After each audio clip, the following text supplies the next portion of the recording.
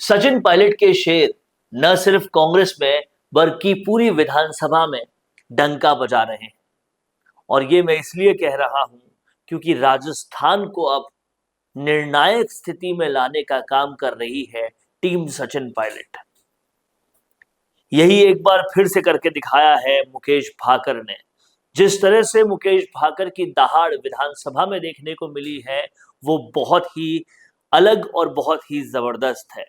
कहीं ना कहीं भाजपा को एक कड़ी चुनौती देते हुए और कांग्रेस में भी ये दिखाते हुए कि अब आने वाला वक्त सचिन पायलट और उनकी सेना का ही है।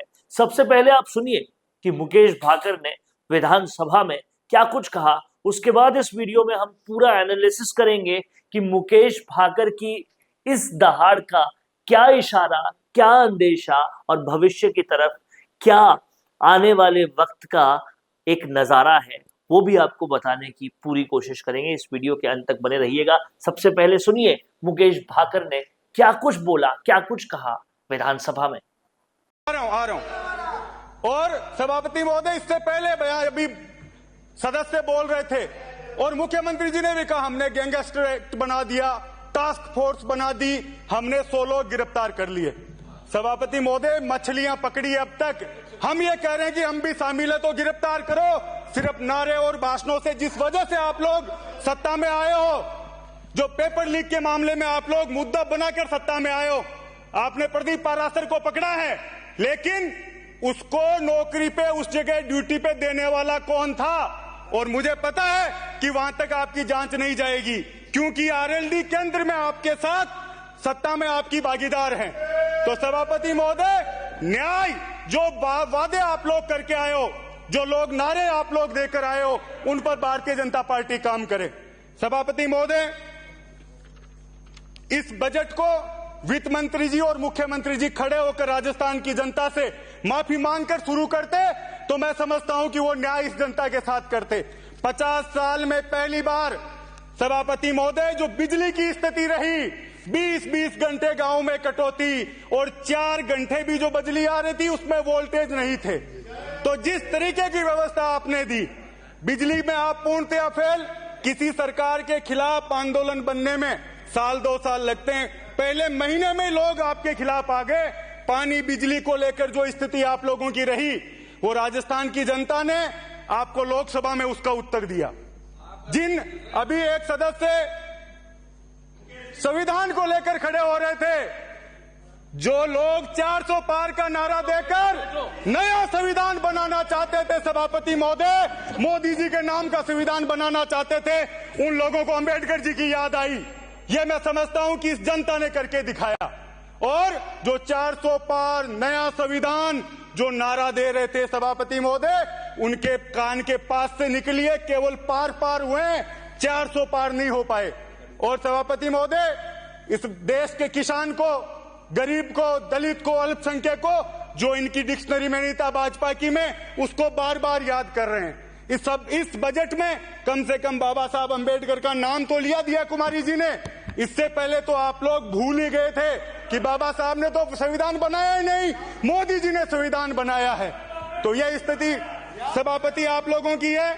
जेजेएम जो योजना है, प्रधानमंत्री जी, हर घर नल। पूरा हो गया आपका समय नहीं हुआ सभापति महोदय, 2 मिनट बच रहे, मैं लगा के पढ़ रहा हूँ आगे। पूरा हो गया, मेरा 2 मिनट बच रहे हैं, मैं 7 मिनट 5 ही मिनट हुए। सभापति महोदय, जो नल, हर घर नल की जो योजना आप लेकर आए, उसमें एक भी गांव में आपका पानी नहीं पहुंचा है। श्री उदयलाल डंगे। मुकेश भाकर ने भाजपा को सबसे पहले घेरा ये कहकर कि पेपर लीक की जांच करवानी है, पेपर लीक के अगर आरोपी पकड़ने हैं तो इतने दिनों में पकड़े क्यों नहीं, अभी तक केवल छुटभइयों को क्यों पकड़ा, जो बड़े हैं उनको भी पकड़ो, हम गलती कर रहे हैं तो उनको भी पकड़ो।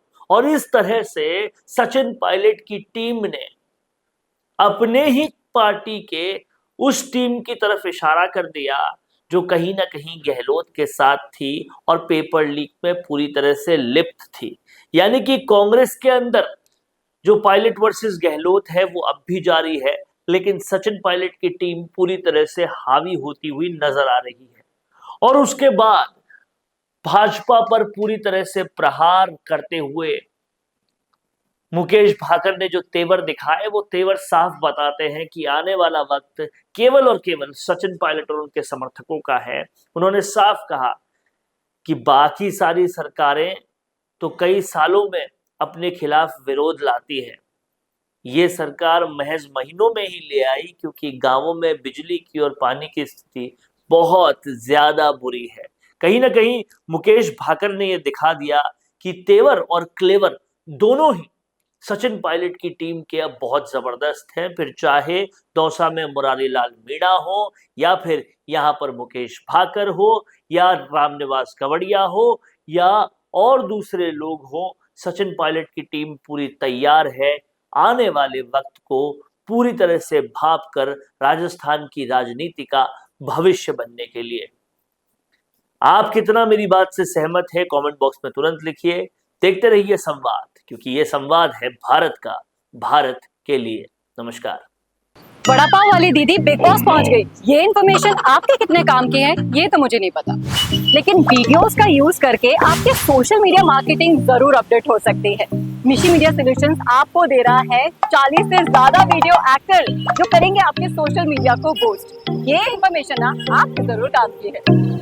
इंटरनेशनल क्वालिटी स्टूडियोज में आपके एड्स होंगे शूट और साथ ही एक्सपर्ट एडिटर्स उन्हें करेंगे एडिट बहुत ही कॉस्ट इफेक्टिव प्राइसेस में। 35 से ज्यादा देशों के लिए हम काम कर चुके हैं, 5000 से ज्यादा वीडियोस बना चुके हैं।